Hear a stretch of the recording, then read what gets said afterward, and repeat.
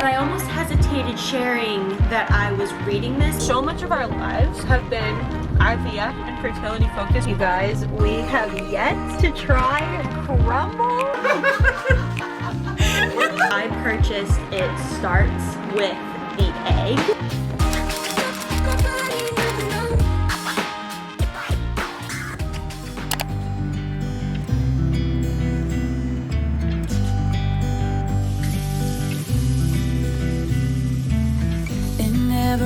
In California, the sun is always shining bright. People are smiling, making plans, hiding behind their shades, and you're doing the same.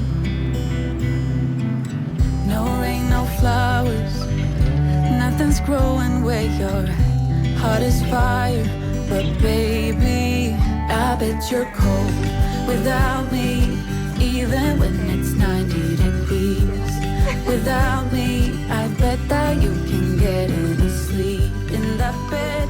Hello everybody, it is Dingle here and welcome back to my channel. I hope you all are doing super duper well. It is crazy regular vlogging right now. It feels so weird because so much of our lives have been IVF and fertility focused for so long that a lot of you probably don't know much about our daily or like weekend like lives. But this weekend is 4th of July weekend, and even though you guys are seeing this probably way in the future, I still wanted to vlog because we're doing some fun stuff. Jack, by the way, is heading to get straws because we're at Chick-fil-A right now, and I'm gonna try a peach milkshake for the first time. He has the straws, and they forgot to give us straws, but I'm so excited. Don't worry, Hubs to the rescue. Don't worry, Jack's got the straws. Thanks, darling. All right, we gotta get this peach milkshake underway. I've been wanting to try this milkshake for a really long time, ever since I saw that TikTok. We didn't have Chick-fil-A near us at the time. Apparently it's a seasonal milkshake, and I already love their other milkshakes, so.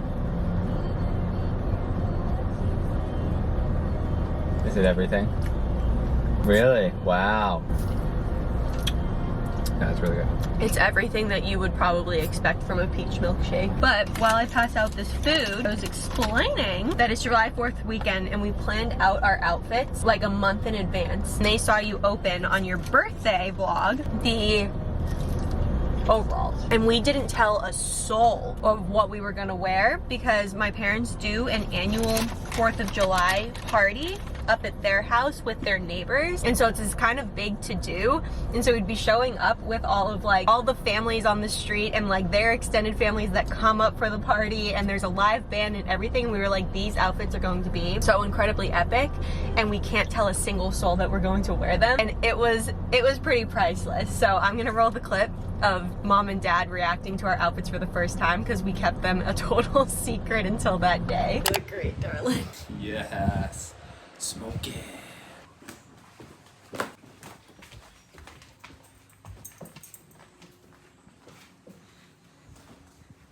you think the snowman bag is good? Yeah, probably. Oh dear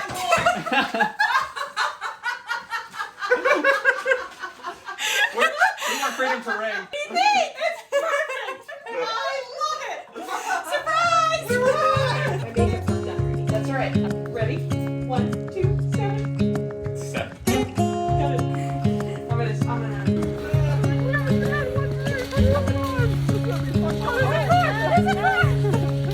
Good turning.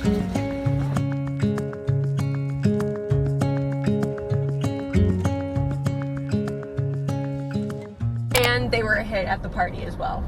So where? We came back Sunday so that we could go to the fireworks tonight. There's fireworks on Eastern Prom here in Portland, and we've never seen them. I'm excited to go camp out there and get some food truck food and stuff like that. That'll be so much fun.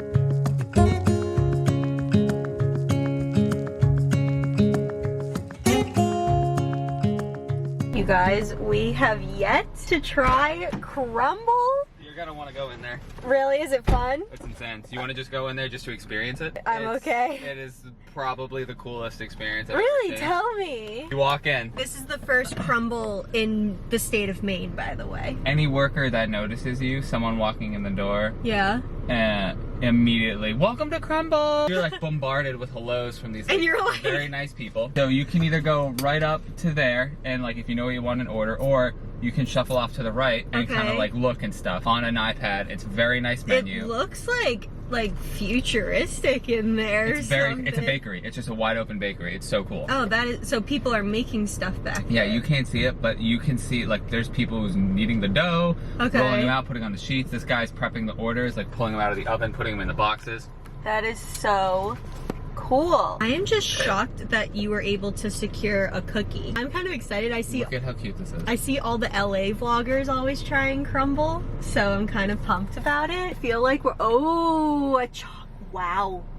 That actually looks way better than I thought. All right, let's taste test our first Crumbl cookie literally ever in our entire lives. Oh, it's warm. Yeah, they're served warm. Wow. Wow. Yeah? That's pretty intense. That's a mound of cookie. I actually don't have a massive sweet tooth in general. I'm always craving like pasta or like chips and salsa. But if I was sitting there craving cookies, I would want that cookie. I think it needs walnuts, you know? Ew. No, I think nuts and chocolate chip cookies really are truly a sin. Look at that, you guys. Also, guys, I showed you when I was getting ready this morning these shorts. I cannot say enough good things about these. I saw somebody post about them on Instagram, and they are a dupe for, I guess, the Free People high-waisted shorts. I've never owned Free People high-waisted shorts, but those ones are like 30 bucks or so. And I got these ones at Target for like a fraction of the price. I think I got them on sale. They're occasionally having sales and things like that. Plus, if you have Target cash or gift cards or whatever, it all comes down from there. But on our walk, I was saying to Jack, like, I want these in every color, because the biker shorts or the shorter biker shorts that you can get for the summer are awesome. But sometimes you want a flowy short, but it needs to be high-waisted for me to just feel my absolute best. I just love high-waisted stuff. This really, it just fits everything. I used to be one of those Nike short gals, like I would stand by those no matter what. Like, you wore them all throughout high school track and college track, but those are not high-waisted. They're kind of great. You're killing the game. I'll leave them linked down below for you guys because they are constantly selling out. I sniped these when I saw they were randomly back in stock, but I'm gonna keep my eye out for multiple colors. Hello, my friends. It is a little bit later. I literally just spent the last, I don't even know how many hours showering and then laying on my bed drying off while leisurely scrolling through TikTok. Is it the most productive use of my time? No, but did I enjoy it? Yes. Got my iced coffee here, and I was just about to dive in my current read while Jack is playing video games in the other room. We're just kind of having a leisurely afternoon until it's time to post up at East Prom for fireworks. But I almost hesitated sharing that I was reading this because I never want to ever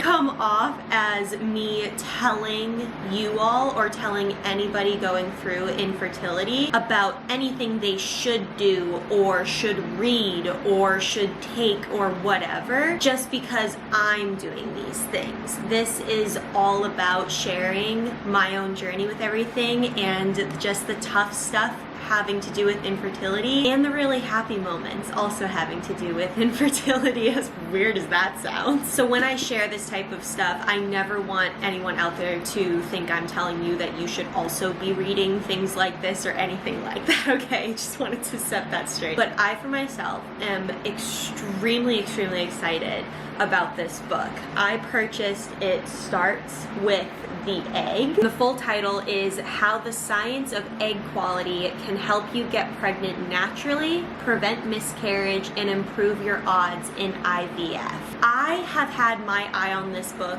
for so long. I forget honestly where I first saw it. It was probably when I started watching vlogs of other women going through similar things that I was going through, and I've seen it in so many different places. And then, funnily enough, when I went to our clinic for the very first time ever, I looked over and on this bookshelf they had in the waiting room, this book was on it. There's like 3 books on that bookshelf basically, but this was one of them. But I still hadn't gotten it yet. I don't know what was keeping me. I think it was just the overwhelming amount of information that comes with going into IVF treatments and just fertility treatments in general. I didn't think I was ready for it yet, I think subconsciously. But it wasn't until one of you all messaged me after hearing that I love sciencey things and research and looking into stuff like that. One of you all messaged me with the sweetest, kindest, most thoughtful message that I might enjoy reading this book. I have heard nothing but praise about this book, and I've heard it goes into very nitty-gritty details about certain supplements I can take to increase egg quality and how much egg quality contributes to infertility in general, and especially going through an IVF cycle, wanting to have the best egg quality possible with the goal of having as many healthy embryos as possible. So if anything, I'll learn a lot. You know, if anything, I'll get to know more about the studies behind egg quality and how it can affect certain things, and just learn a little bit more about my body. But what's really been so inspiring to me is first this woman's background, as well as her own diagnosis with diminished ovarian reserve. I need to read this to you all, like get a load of this story. I had started the process with so much confidence, thinking that since I was under 30, conceiving through IVF would be easy.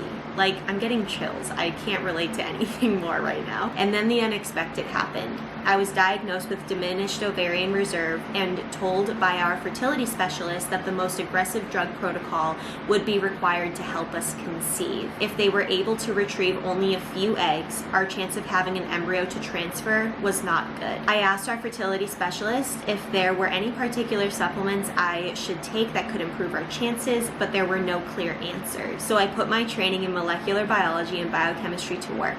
I embarked on a mission to find out for myself what the scientific research showed. So she researched a crap ton, and she started putting into practice everything that she had personally learned through her research and her background. That said, I was not expecting any miracles. I still suspected that with a diminished reserve of eggs, I had an uphill battle. I had seen the statistics showing IVF success rates in relation to ovarian reserve, and they were not grounds for optimism. A couple months after beginning my quest for egg quality, my husband and I went back to the fertility clinic for a routine check of my ovaries before starting the IVF stimulation medication. We were shocked to witness how much had changed. Instead of a couple follicles, the small structures in which a single egg matures, in each ovary, the ultrasound showed that I probably had about 20 eggs maturing. This number was perfectly normal, and I felt the weight of the words diminished ovarian reserve lifting from my shoulders. Our odds had suddenly become a lot better. Nevertheless, I remained nervous. The weeks passed, and each day became a routine of injections, pills, ultrasounds, and blood tests. The tests gave us every reason to expect a good outcome, but as our doctor explained, there are never any guarantees in an IVF cycle because so much could go wrong. Every morning and evening when I took out my boxes of syringes, needles, and vials of expensive fertility drugs, preparing to give myself several injections, I felt a twinge of anxiety, knowing this could all be for nothing. On the day of the egg retrieval, I woke up after the procedure to discover that they had retrieved 22 eggs, and all were mature. Even through the haze of the anesthetic, this news brought huge relief. I tried not to get too excited, knowing there were still quite a few hurdles to go, as I personally learned, me. But suddenly we were faced with the very real prospect that this cycle could actually work. At this point, I knew it was a numbers game. In a typical IVF cycle, where 20 eggs are retrieved, approximately 15 will fertilize. Of those embryos, only a third are likely to make it to 5-day-old embryos ready to be transferred into the uterus. We planned to do a single embryo transfer, so we needed just one good quality embryo that made it to the critical 5-day-old blastocyst stage. But knowing that a huge proportion of embryo transfers fail, and that we might need to do a second or third round of embryo transfer to become pregnant, the more embryos we could get, the better. Later that day, after we waited to find out how many eggs had fertilized, the clinic called. Out of 22 eggs, 19 had fertilized. There was now a very good chance that a few embryos would make it to the blastocyst stage, although many couples in the same position are not so lucky. 5 days later, we were in for another surprise. Every single one of our embryos had survived to become a good quality blastocyst. This result was simply unheard of. In fact, even though our clinic had treated thousands of patients and had one of the highest success rates in the United States, we had easily set a new clinic record for the number of good quality blastocysts from a single cycle. How freaking cool. Like, I'm blown away. Like, that is such a freaking cool story. And again, if anything I get from this book is just inspiring messages like that. Even when we feel like one embryo is the absolute best that your body can do, there is so much room for miracle and so much room for better news. I just had to share that with you all. It really blew my mind, and it gave me and Jack chills when I read it out loud to him. I picked this up on Amazon on a whim after I saw that DM from one of you guys, and I think I got it on sale. So I'll leave that link down below just in case you all want to check it out for yourselves. But I can't wait to spend the rest of the afternoon with my coffee diving into this. Even though ironically it might tell me that I should just avoid coffee at all costs, I can't wait to dive in.